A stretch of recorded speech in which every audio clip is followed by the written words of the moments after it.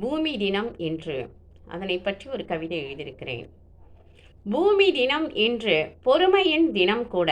வெட்டாந்தரையை உண்டாக்கி பூமி என்று பெயர் சூட்டினார் தேவன். ஒரே சமபரப்பாய் இருந்த பூமி பேலேகின் காலத்தில் பகுக்கப்பட்டது. கோள்களுள் மிக சிறப்பு வாய்ந்தது. உயிரினம் வாழ்வதால் உயிர்கோள் ஆயிற்று. பொறுமைக்கு இலக்கணம் பூமி. தாங்கக்கூடிய தன்மையும் பெற்றது. உணவு பயிர்களை வளர்க்கிறது. மரம் செடி கொடிகளையும் வளர்க்கிறது. ஜனங்களை உழைக்க வைக்கிறது. இல்லம் அமைய தன்னையே தருகிறது. தண்ணீரையும் தன்னகத்தே கொண்டது. தன்னகரில்லா தன்மை கொண்டது.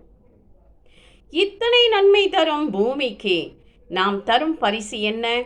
ஆதிகால நம் பெரியவர்கள் நடப்பதில் கூட ஒரு மென்மை. ஏனெனில் பூமிக்கு வலிக்கும் என்ற நல்ல பண்பாட்டின் காலம். யாருமே யாரையுமே காயப்படுத்தாத அன்பின் வேறாய் வாழ்வதே நற்குணம்.